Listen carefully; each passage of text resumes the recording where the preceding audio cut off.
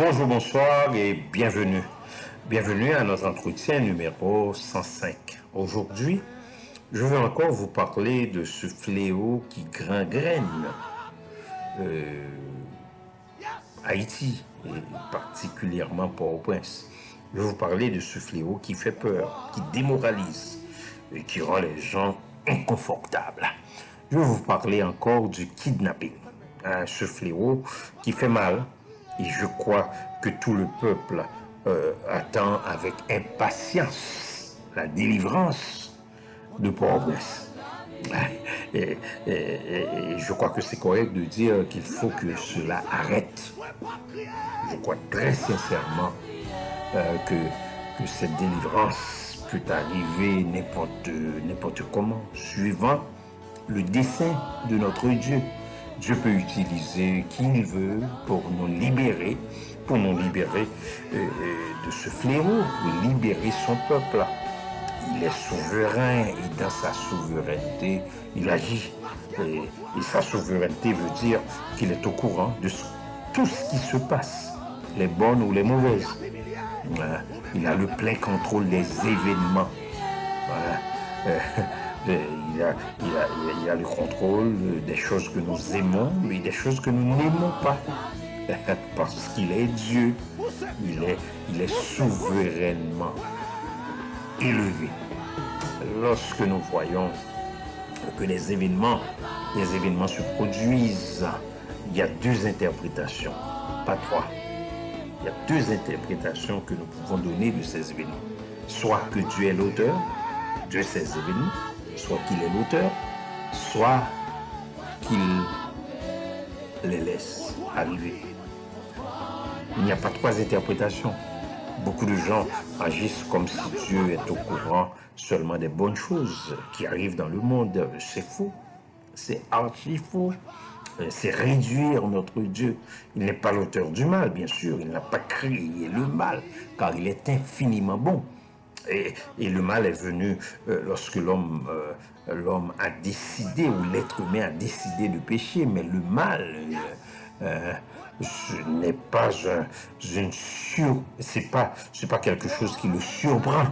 Le mal ne le surprend pas, car il est souverain. Il est souverain. Il a le contrôle sur tout, sur toutes les bonnes choses qui nous arrivent et sur toutes les mauvaises choses. Il est au courant de tout ça et rien ne l'échappe. Il peut utiliser, voilà pourquoi que je vous dis qu'il peut utiliser n'importe qui pour délivrer son peuple. Un peuple qui traverse des moments de douleur, d'amertume, des moments de frustration, des moments de kidnapping. Vous vous souvenez peut-être ou sans doute de ce que Dieu a fait pour le peuple Israël au 5e siècle avant Jésus-Christ. Le peuple était en difficulté, l'égarement de Juda était devenu vraiment continuel. Les gens se moquaient des messagers de Dieu, il n'y avait plus de remède. Alors Dieu fait monter contre eux le roi des Chaldéens. Et tout est alors détruit à Jérusalem, y compris la maison de Dieu. Les réchappés sont transportés à Babylone, où ils seront serviteurs jusqu'au règne du royaume des Perses, afin que fût accomplie la parole de l'Éternel dite par la bouche de Jérémie. L'Éternel voulait accomplir ses desseins. Dieu a choisi Cyrus, un païen, pour délivrer son peuple. Dieu se sert souvent des personnes très inattendues. Il a choisi Cyrus, et ce Cyrus, ou ce païen, est passé à l'histoire comme celui qui a fait la première déclaration des droits de l'homme, parce qu'il a libéré le peuple Israël.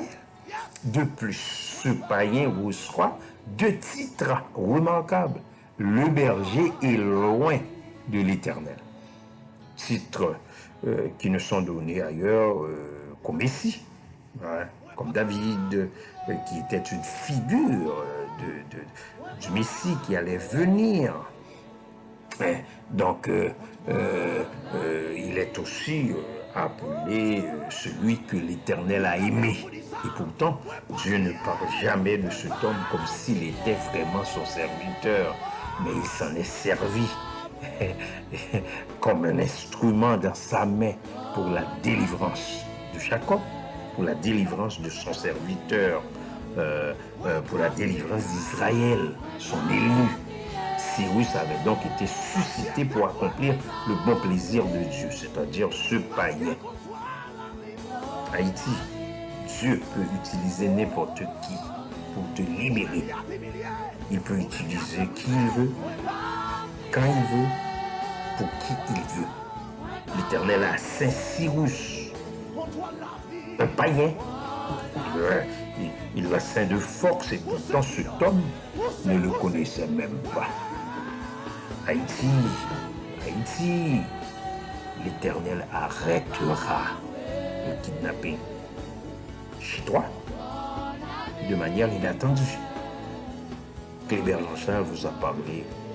Au revoir et à bientôt.